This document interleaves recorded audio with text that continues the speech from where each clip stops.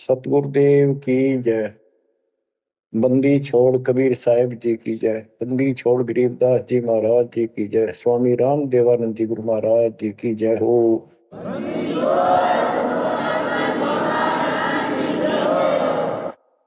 सर्व संतों की जय, सर्व भक्तों की जय, धर्मी पुरुषों की जय।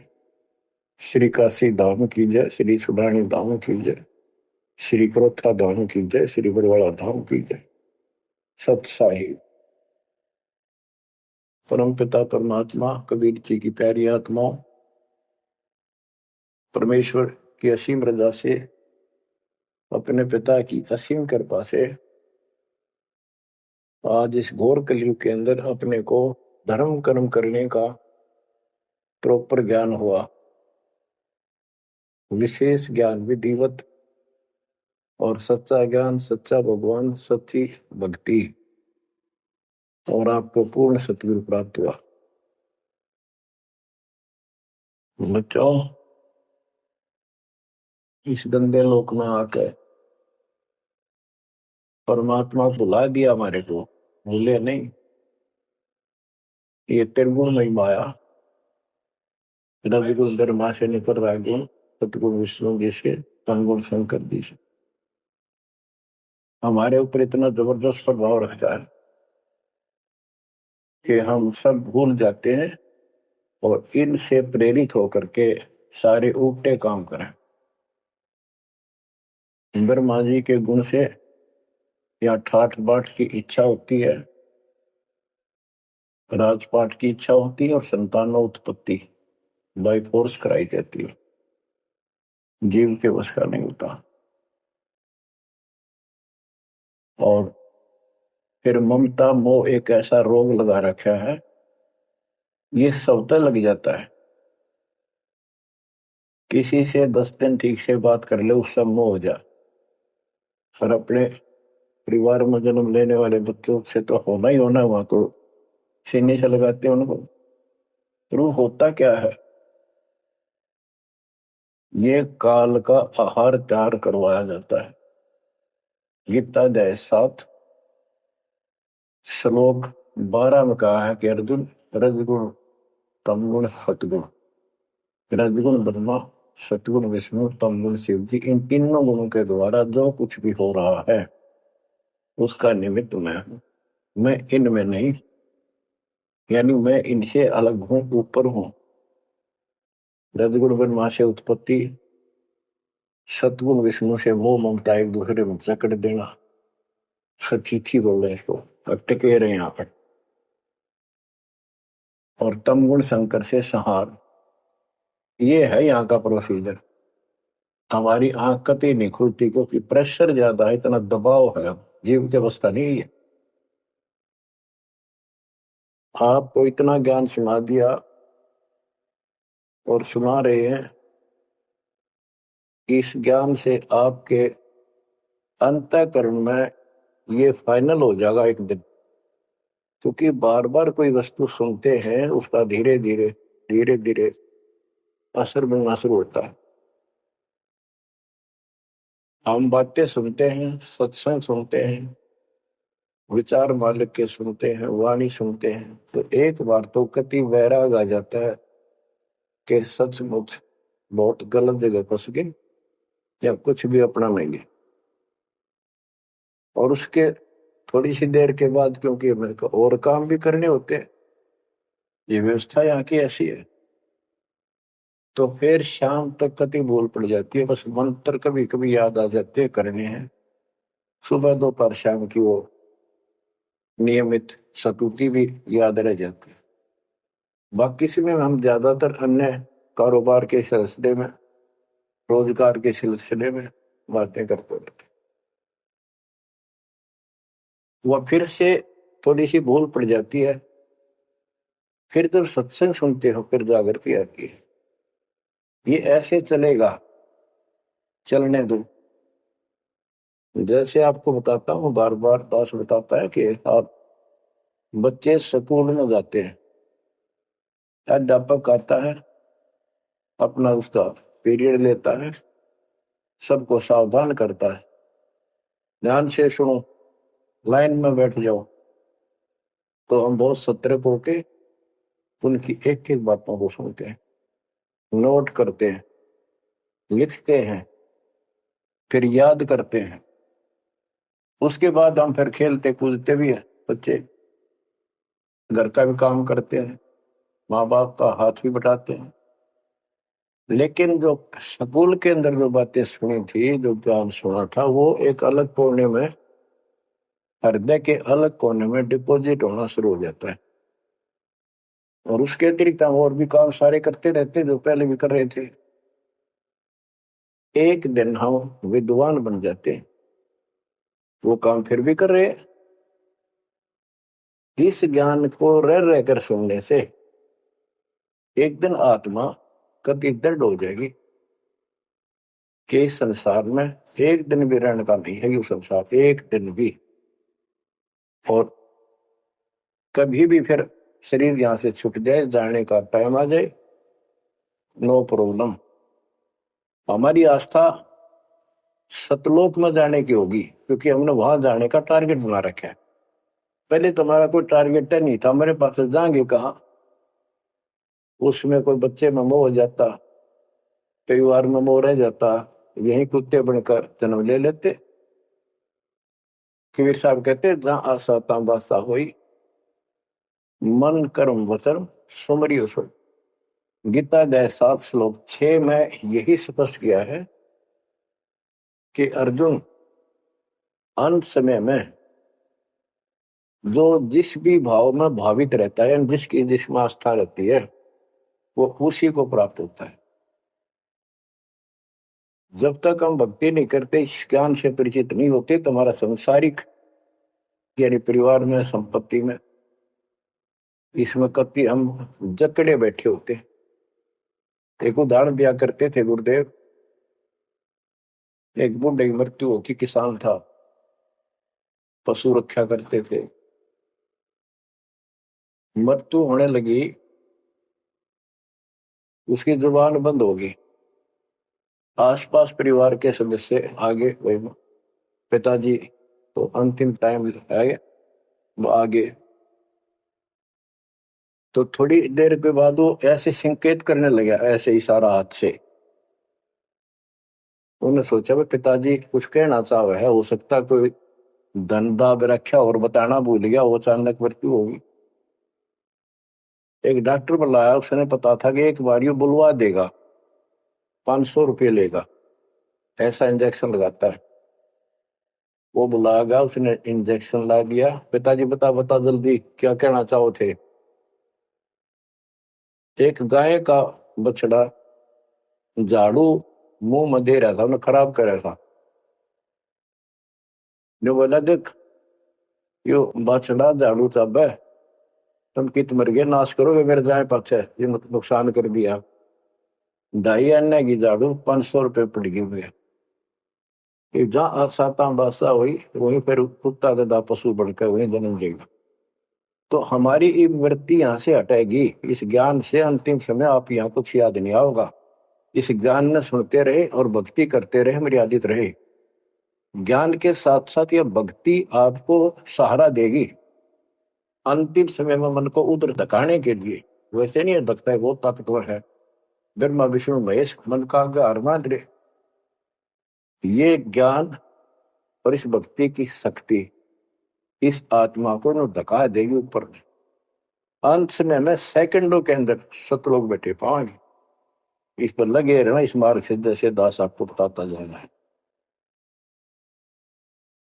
अमर करूं सतलोक पठाऊं, ताते बंदी छोड़ करूं। कबीर साहब कहते हैं, मैं अमर करूं सतलोक पठाऊं भेजूं, इसलिए बंदी छोड़ कर लाता। अब यहाँ ये क्यों हो रहा है, क्या हो रहा है, आपको सब पता है। पहले तो नहीं था, पर अब पता लग गया आपको, बिल्कुल सही पता लग गया। माता पिता के सामने बच्चे एक या दो तुरंत मर जाते हैं, चक्कर मारते रह जाते हैं, हाथ कुछ नहीं आना, और कई महीने वर्षों तक उसकी याद सताती रहती।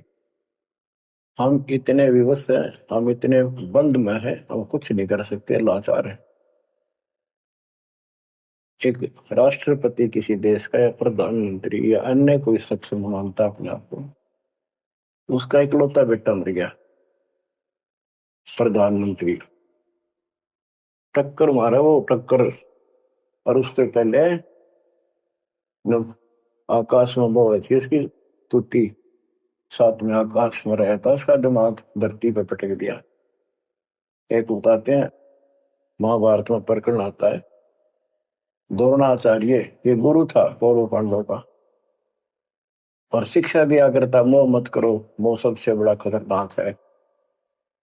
द्रोणाचार्य का जब लड़का अश्वत्थामा मरा नहीं था उस समय तक,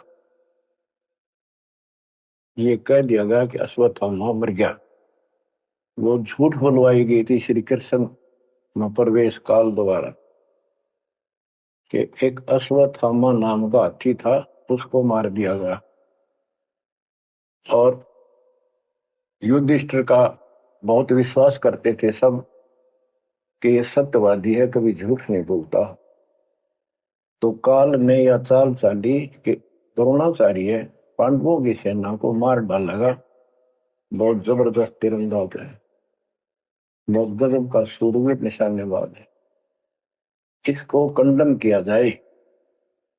तो उसको कंडम करने का तरीका अपना कि इसको यह झूठी खबर फैलाई जाए कि अश्वत्थामा का बेटा मर गया युद्ध में, फिर ये पागल हो जाएगा।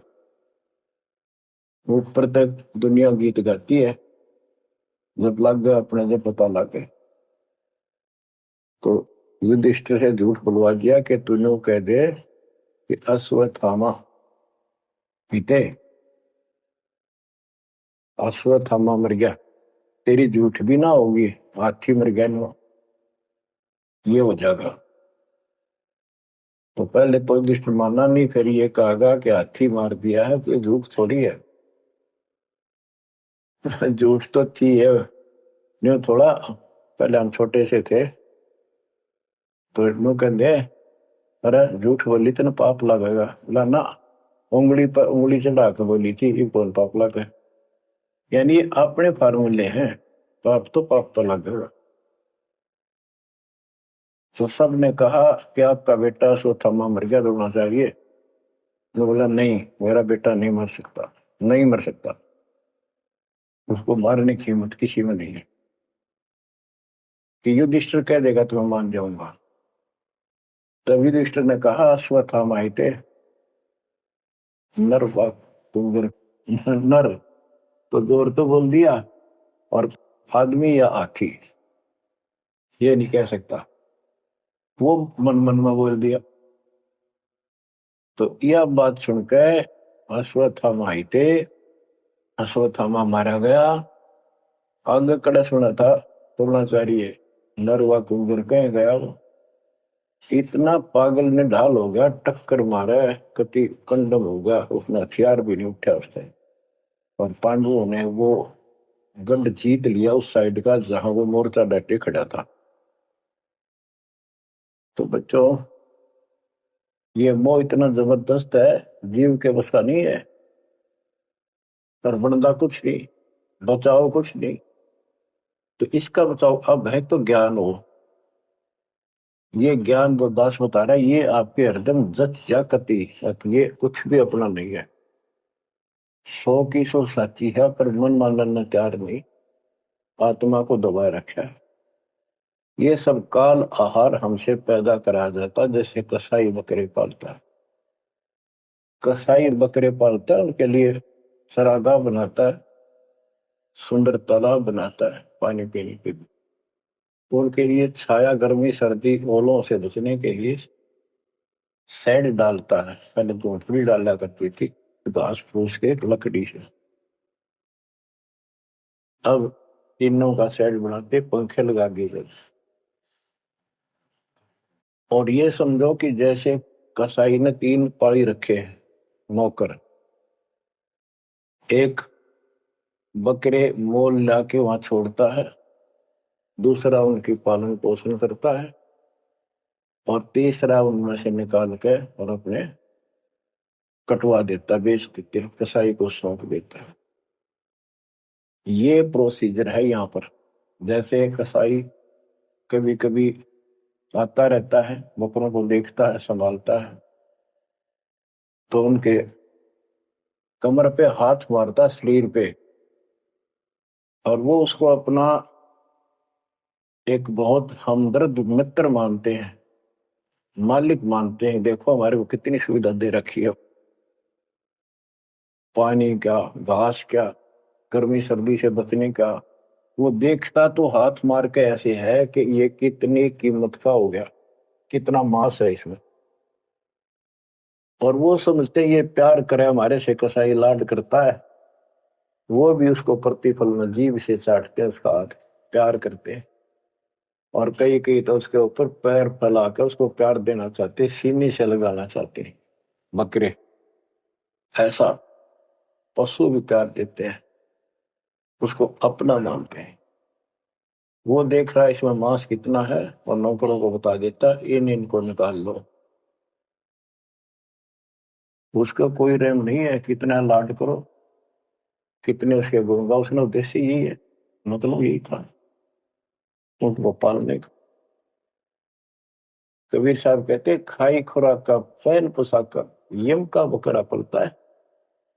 या बढ़िया बढ़िया माल खा के और सुंदर सुंदर कपड़े, ड्रेस, कटबट फैंसी के कपड़े, ये पहनेंगे वो पहनेंगे।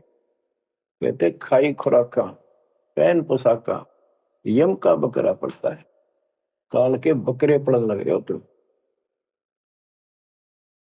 इन बातों को बच्चों अच्छी तरह हृदय में बैठा लो, एक कोने में। संसार में रहेंगे, रहना पड़ेगा, लेकिन परमात्मा की शरण में रहेंगे, मर्यादित रहेंगे। काल का कोई अटैक आप पर नहीं होगा, ना आपके परिवार पर होगा, ना किसी धन संपत्ति व्यवसाय पर होगा। ये सत्कर मान लेना। हम मर्यादा को हल्के में ले लेते हैं, और ये हमारे विनाश का कारण होता है। गलती हम करते हैं, कोई काल का ऐसा अटैक आने का समय हो गया और वो नुकसान हो गया, तो भक्ति और छोड़ देते हैं, हो गया सर्वनाश। भक्ति छोड़ दी, भगवान की शरण छोड़ दी, फिर और कहाँ ठिकाना रह गया। कटी पतंग हो गई। कटी पतंग का कोई अस्तित्व नहीं रहता, कुछ देर उड़ जरूर सकती है, अंत में पता नहीं कि करके बबूल के पेड़ में उलझ कर फड़फड़ कर कपाटती है। ऐसे फंसे रह जाओगे तुम इस काल के जाल में, कांटेदार झाड़ियों में, इस गंदे लोग।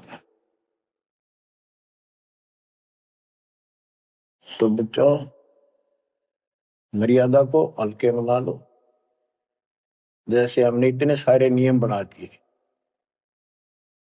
भक्ति करनी है तो इनका पालन करना पड़ेगा, नहीं तो फिर गधे बनकर कुमार के नियम में चलना पड़ेगा। एक कदम भी अपनी मर्जी से नहीं जा सकते, बैल बनकर नाथ डल जाएगी, छच्चर बनकर बग्गी में दौड़े जाओगे, रेड़ी में, फिर चलेगी क्या आपकी मर्जी। असंग जन्म तन मृत्या हो गए, जीवित क्यों नाम रह रे।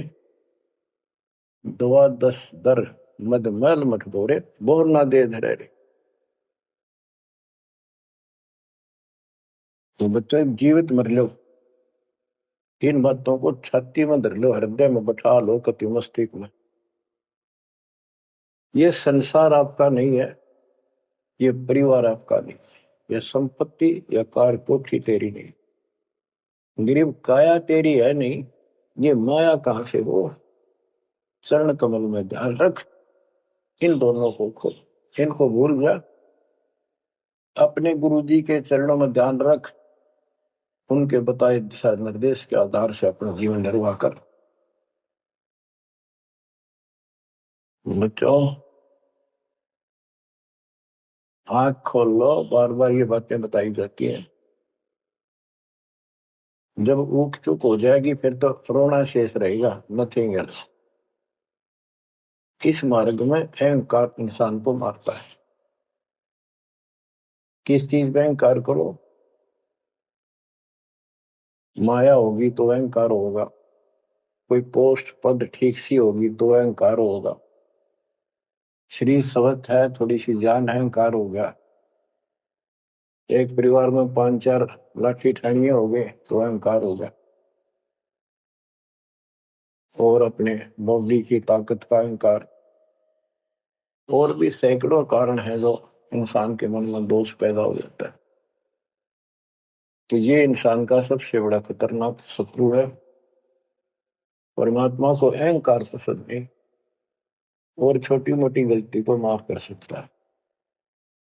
रावण था जिसे अहंकार नहीं छूटा, 10 मस्तक सर भी काट दिए, 10 बार काट दिए तो वापस दे दिए, ले भाई। ये सारा कुछ खेल कबीर साहब का किया, सारा कुछ। ये आत्मा परमात्मा की है, चाहे आज राक्षस है, चाहे कोई कसाई है, चाहे देवता है, चाहे ब्रह्मा विष्णु महेश है, चाहे कीड़ी आती छोटे जीव है, कोई मनुष्य है, स्त्री पुरुष है, बालक बच्चे जीव जंतु सब उसके हैं। काल चाहता भक्ति में इनकी आस्था खत्म हो, मालिक चाहता है इनकी भक्ति में आस्था खत्म ना हो, फिर कति गए काम क्या।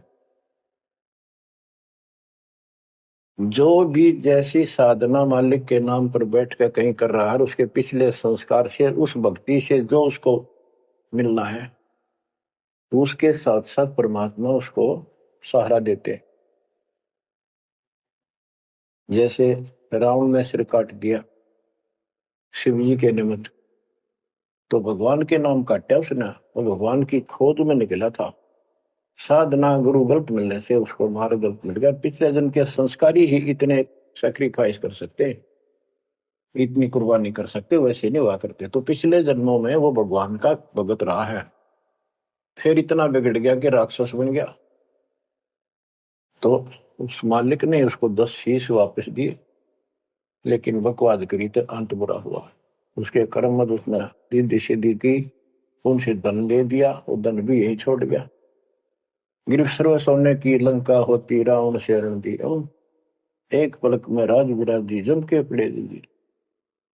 मन तो सुख के सागर बसरे, और न ऐसा ही असरे। क्या मांगो कुछ थिर न राही, देखत नैन चला जग जाई। एक लख पूत सवा लख नाती, उस रावण का आज दीवान बाती। एक पुत्र मांगते फिरते हैं, एक बेटा देते, हे भगवान बेटा हो गया। बेटियों की तो हम गिनती नहीं करते, बेटा चाहिए बेटा। वो किस लिए उगलफहमी पैदा कर रखी थी कि बेटा ना हो तो गति नहीं होगी माँ बाप की, क्योंकि अंत समय में जेठा बेटा, बड़ा पुत्र माँ बाप का अंतिम संस्कार करा, यानी उसने फूका है, फिर उसकी अस्थि डाल का है, फिर उसकी क्रियाक्रम करावे, तो उसकी गति हो। और जिसका बेटा नहीं, उसकी गति नहीं हो सकती। उसको तो संतान वाला मना नहीं करते थे। अब तो ये चांदना होगा, रोशनी होगी, बेटा बेटी है, कितनी मूर्खता का काम था। लेकिन काल ने तो उल्टी पढ़ाई पढ़ानी, उल्टा रास्ते डालना, वो होना एक परंपरा बनाकर बैठ गए, वो एक लकीर गया फकीर बन गए। जैसे राजा दशरथ का सबसे बड़ा बेटा रामचंद्र था, उसको राज दे दिया, और फिर उसको वनवास देना पड़ गया मजबूरी में। रामचंद्र जी वनवास में चल पड़े। राजा दशरथ का इतना मोह था अपने बच्चों में, रामचंद्र में विशेष, और जो बिछुड़ा उसमें ज्यादा हुआ करे। तो नो चल पड़ा, महल के ऊपर चढ़ के देखा, दिखता रहा, फिर नहीं दिखा तो चौबारे की अटारी पर चढ़ गया। चौबारे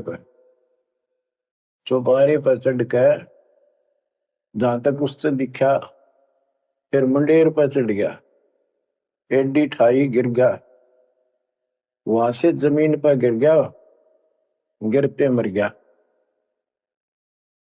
अब रामचंद्र वापस नहीं आया, उसका अंतिम संस्कार किसने करा? वो पूछने वाला वे मंदबुद्धियों ने जो दुनिया को भ्रमित क्या करते थे, किसी की अकल वहां नहीं गई वहां तक। जेठा बेटा था ही नहीं, फिर उसके अंतिम संस्कार किसने करे? दूसरे ने करे होंगे।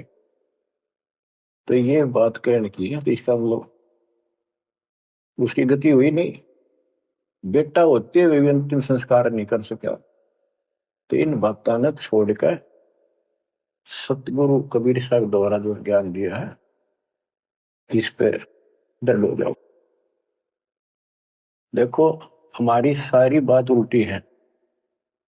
भक्ति मार्ग में बेटा है बेटी है, अच्छी बात है। परमात्मा के चरणों में लग गए दोनों तो हम तो बरी से हो गए, क्यों भगवान आप पर खड़ा हो गया। और बेटा भक्ति नहीं करता बेटी करती है तो एक कौडी का नहीं हो बेटा किसी काम का। कबीर साहब कहते हैं राम रटत कन्या बलि साकर फलाना पूत, छेरी के गल गल थना जिसमें दूध न बूत। बकरी के गल में एक खाल लटका रहा थन के साथ व्रत की खाल। कहते वो बेटा था गल का ऐसे वजन है सिर पर, बेमतलब का व्रत का दिखावा दिखावा है। और वह बेटी अच्छी राम रटत कन्या बलि साकट बुलाना पूत। तो बच्चों ये दातम मार्ग है, इसमें सारी बातें पहले से विपरीत हैं।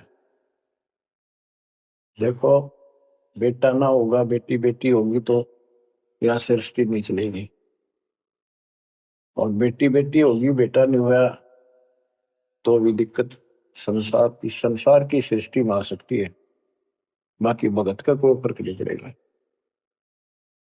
इन बातों को जो दास कहता है इनको एक सामान्य बातें ना समझना, निष्कर्ष है इस जीवन का।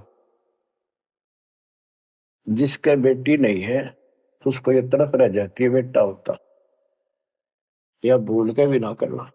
इन बेटे वाले देख लो कितने सुखी, टाइम पर रोटी नहीं चाह ने भी तरसे बैठे बैठे। वो छोटा सोचा बड़ा आप दे देगा, बड़ा सोचा छोटा कह देगा। चले बेटे आख्या में आंसू बुढ़ा में। और बेटी आखिरी सांस तक प्यार देती है अपने माँ बाप को, एक आदि ने कमी बात कह नहीं सकते, वो किस्से के बिना होती हो तो आत्माएं नष्ट होती है। आखिरी सांस तक यहां भी हमने देखा जैसे लड़की रोटी खा रही है और लड़का वैसे बैठा था। मां ने कहा बेटा वो सामान ला कर रोटी तार बनाऊ भोजन। बैठा बेटा ना लाऊं यूं कौन खोए अलावे। बेटी तो कह भी कोई ना, रोटी खाती खाती छोड़ के आण की थी एक 10 साल का की होगी, लड़का 12-13 साल का। उठ कर रोटी छोड़ के हाथ धोकर और सामान लाकर माँ को दे दिया। लेकिन फिर भी बेटे में मोह ज्यादा और बेटी में नहीं। इसका कारण यह था कि हमने बेटी को बाहर बना लिया इस रीति रिवाज। बेटी तो 15-16-20 साल की मेहमान होती है आपकी, ये तो परमात्मा की बेटी 2 गुना का सुधार करती है। आगे जाके घर बसावे उस परिवार को भी सुधारे और माँ बाप के अंदर मोह नारा रहे। तो भाव ये है कहने का अगर बेटा नहीं है ना और भगत है उसके ऐसा भगवान धरती पर नहीं। प्रथम तो वो है जिसका कति संतान नहीं, वो भगवान। दूसरा वो है जिसका बेटा ना हो, बेटियां की करके शादी मुर्दवस्था में अपना ले कमाड़ा जाता है। और बेटी वहां बैठी भी माँ बाप की चिंता करेंगी और कोई ना कोई सुविधा उनको देती रहेगी। और बेटा छाती पर रह के भी खून फूके जाएंगे, कति साफ दिखाई दे है, इसमें कोई मानो तो ना मान। लेकिन बेटे भी हैं ठीक है, और उनमें वो भी भक्ति करो आप भी करो, कुछ दिन में उनको समझ आ जाएगी।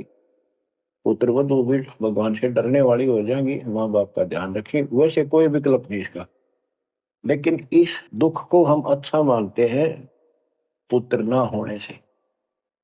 हम तो काल ने गधे बना रखे हैं, जितना कष्ट हमें रहे और वजन लद्या रहे तो हम सीधे चला और कम हो जाता मानने को।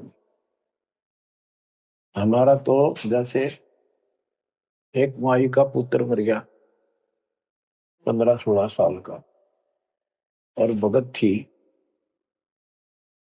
टक्कर मारी, रोना पड़े है कि बस की बात है, पाला पोसा ले जाता का। फिर उसने थोड़ा सब्र हुआ जैसे कुछ दूसरे जो बिना भगत थे उनके पड़ोस में, जो उनके लड़के की शादी होगी और वह पत्नी थी बदचलन, उनको समझाने की चेष्टा करी कि तू ऐसा ना कर, लेकिन वह तो मानी नहीं, उसने वही फांसी खा ली। अब वह भी मर गई और वो बेटा भी जेल में, और वो सारे जेल में। वो दहेज के कारण, एक बेटा था ऐसे ही, उसने बहू को प्रताड़ित किया दहेज लेने के लिए, गरीब घर की लड़की थी, उसने सुसाइड कर लिया। वैसे सुसाइड करना कोई विकल्प नहीं है, इसे गंदे आदमी को छोड़ के कुमारी रह ले, अपने घर पे बैठ गया। तो उस बेटे के कारण माँ बाप ने भी सजा हुई, बहनों तक भी जेल होगी। इसे बेटे ने के फूका, ईसा तो पहले मर जाता था, अच्छा था। लेकिन हम इस बात को मानने को तैयार नहीं है, ना मानने में जब क्या कर लोगे, काल तक आ गया मारे दो टक्कर। तो कहने का भाव ये है कि इन विचारों से अपने मन को सेट रखो, परमात्मा जो करता है वो सही करता है। जैसे आपको बताते रहते हैं, एक बार हजरत मूसा जी, यहूदी धर्म के प्रवर्तक ने, से किसी ने पूछा सत्संगी ने कि आज के दिन सबसे बड़ा इल्म वाला यानी ज्ञानी कौन है, उसने अपने आप को बताया। तो उसका अल्लाह बोला, जिसको खुदा मानते हैं, जिसने कुरान का ज्ञान दिया, बाइबल का दिया।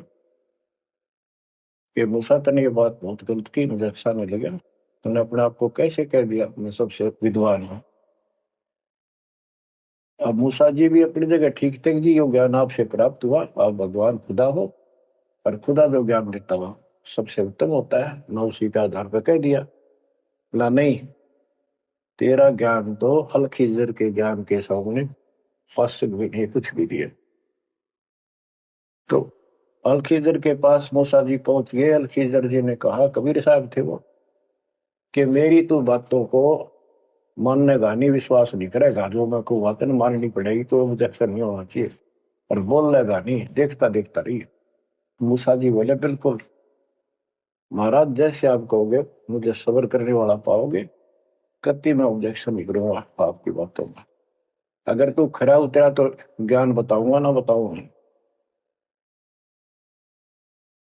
उसने रास्ते में चलते एक जवान लड़का था, 17-18 साल का, अलखीजर ने पकड़ के और उसकी गर्दन पकड़ के मार दिया। तो मूसा जी बोले, तनिष बे किसी को मार दिया, तेरा दिमाग खराब है, यूं क्यों मारा तेने, क्या बिगाड़ा तेरा इसने। तो अलखीजर बोला, मैंने कहा था मैं जो करूं तू देखता रही है, बोलना नहीं है, मेरी क्रिया पे अविश्वास ना करना। मूसा जी ने अपनी गलती मानी, चल पड़ा। ऐसे ऐसे 2-3 और कारण गए, सब में उसने ऐसे ऑब्जेक्शन किया, आखिर में वो बिना हार गया मूसा कि मैं इस योग्य नहीं, मैं आपकी बातों को अविश्वास करता रहा हूँ। लास्ट बता दिया कि इस क्रिया के बाद तो फिर ऑब्जेक्शन किया तो मैं तेरे से बात नहीं करूंगा, ना पे बताऊंगा। ज्ञान बोला भी ठीक है, उस पर भी हार गया वो। तब अल खिजर बोला, सुन ले, ज्ञान तो तूने बताऊ नहीं, तो वो लड़का क्यों मारा था। वो ऐसा दुष्ट पैदा हो गया था, इसके माँ बाप भगत हैं, और उनको इतना परेशान करता, हुआ रो रो का टाइम काटते। उसके स्थान पर भगवान ने उनके घर में 50 साल की उम्र में एक बेटी का जन्म दिया, उनका सुखी जीवन रहा। ये प्रमाण है उसके अंदर, बाइबल के अंदर। तो बच्चों, ये सत्य मान लो, मालिक जो करे उसको सही मानो, चूक चूक हो भी जा तो भगवान से दूर ना हो जाना। वो जो करेगा भगवान कभी गलत नहीं करेगा, ये तो आपने मानना ही पड़ेगा। गलत तो हम करे बैठे, हाँ यू काल करवाने लगेगा, पर रोज गलत हुआ है, एक दिन भी तो नहीं। तो बच्चों, परमात्मा की प्रत्येक क्रिया पर विश्वास रख कर चलो तुम, हमने चाहे कितना नुकसान होता दिखे, रज करमता राम की रजा दर शीश, दास गरीब दरस परस तीस बैठे जगदीश। हम अपनी विचारधारा को ऊपर रखा है, जो घिसी पट्टी और बिल्कुल बकवादों से भरी होती है। इस कारण से हम भगवान पर विश्वास, गुरु जी पर विश्वास और सब क्रियाओं पर विश्वास करके अपने कर्म छोड़ के फिर काल के जाल में फंसे रह जाते। और वहां कुछ है ही नहीं वो तो सारे उल्टे कर्म, बेसिक परंपरा बनावटी है। बच्चों, विश्वास करो अपने बंदी छोड़ पे, विश्वास नहीं करोगे तो मार खाओगे। गरीबदास जी कहते हैं, गरीब सर्जन अर्जुन को सतगुरु मिले, मक्के मदीने माही, 64 लाख का मेल था, दो गन सब ही जाही। गरीब चंडाली के चौक में सतगुरु बैठे आए, 64 लाख गारत गए, दो रहे सतगुरु पाए। गरीब सरजुन अर्जुन ठाहरे, सतगुरु की प्रतीत, सतगुरु यहाँ ना बैठिए, यो द्वारा है नीच। गरीब ऊंच नीच में हम रहे, हांड चाम की दे, सरजुन अर्जुन समझियो, रखियो शब्द स्नेह। बच्चों, सरजुन और अर्जुन नाम के दो मुसलमान थे। इनके नाम तो मुसलमान पद्धति पर थे। परमात्मा मक्का मदीने में गए तो वहां बहुत से चमत्कार किए। इन दोनों आत्माओं को समझ में आई ये बात। फिर ये सारी संगत में वहां मुसलमान थे, 2 वक्त मुसलमान रहे। वैसे तो काफी थे मुसलमान भी, पर ये विशेष दृढ़ थे, सब नियमों का पालन करने वाले थे। तो इनका नाम बदल के सरजुन और अर्जुन रख दिया। परमेश्वर कबीर जी ने संगत की परीक्षा लेने के लिए एक लीला की कि ये विश्वास करते हैं या नहीं करते। क्योंकि भक्तों में गुरुदेव के आदेश का भी पालन कम होने लगा था। जैसे एक लड़की थी, उसको ज्ञान हुआ वो गलत काम करती थी, वैसा थी।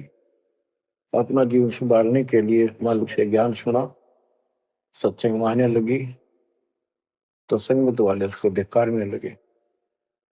गुरु जी से बताया, गुरु जी ने सत्संग के बाद उनसे कहा, भाई आपने इस चीज से कोई लेना देना नहीं, कोई सत्संग सुनेगा नहीं तो आत्मा कैसे साफ होगी, कपड़े को पानी साबुन लगेगा नहीं, उसका मैल कैसे उतरेगा।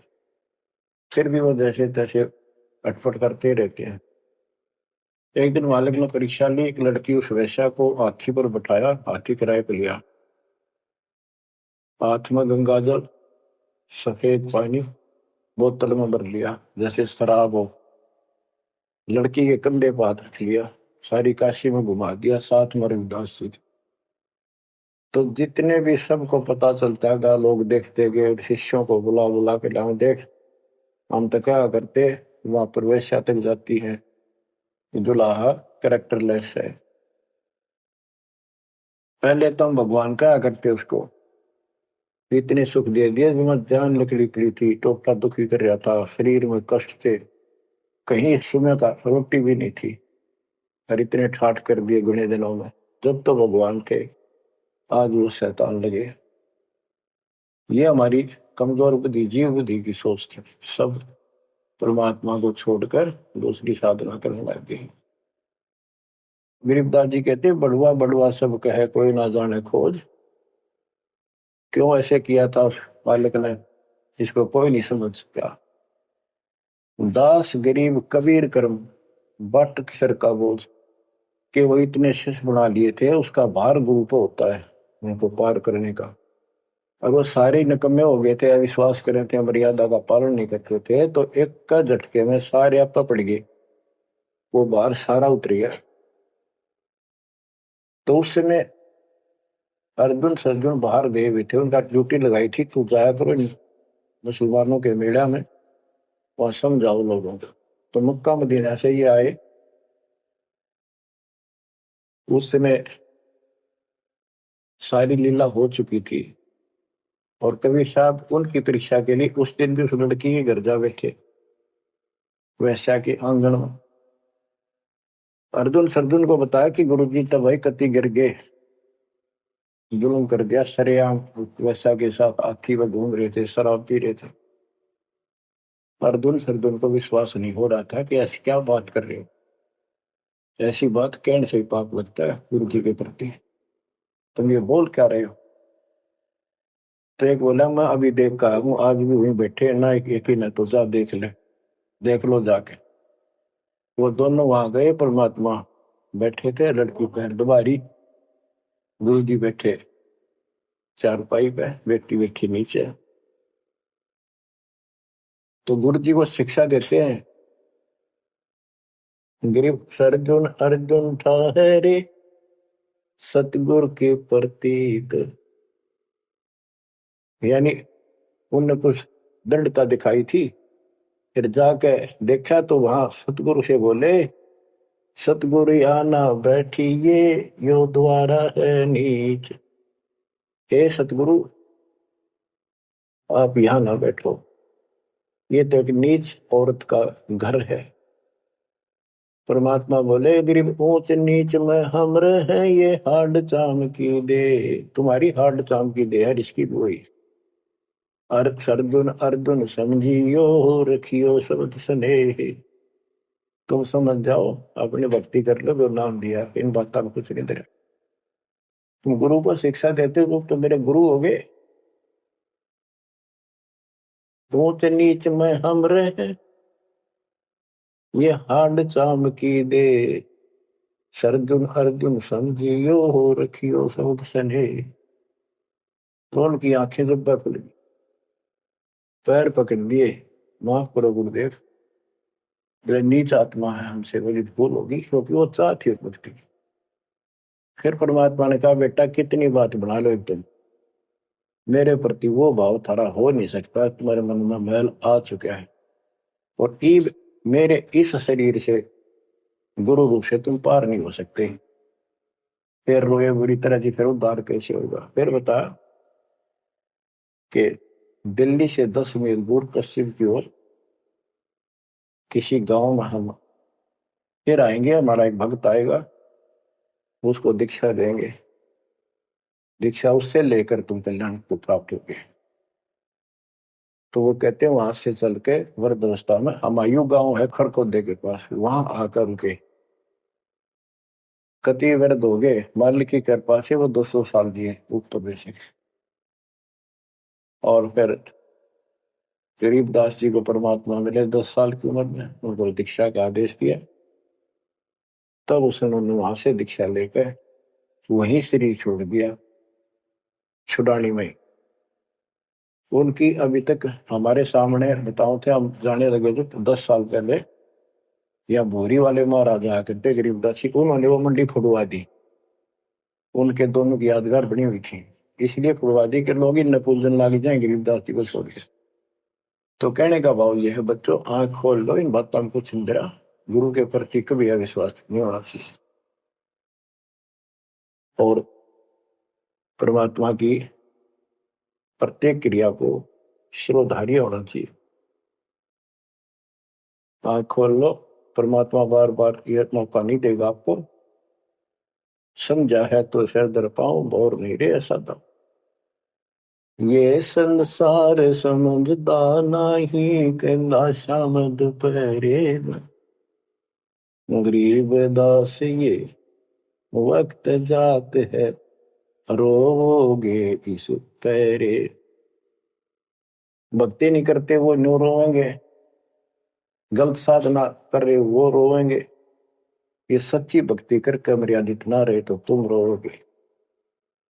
कभी सीधे हो जाओ, समर्पित हो जाओ, मालिक के चरणों में सदा ध्यान रखो, बुराइयों से बचो, सेवा सुमन दान करो, मर्यादा का निर्वाह करो, मालिक आपको मोक्ष दे। सत साहिब।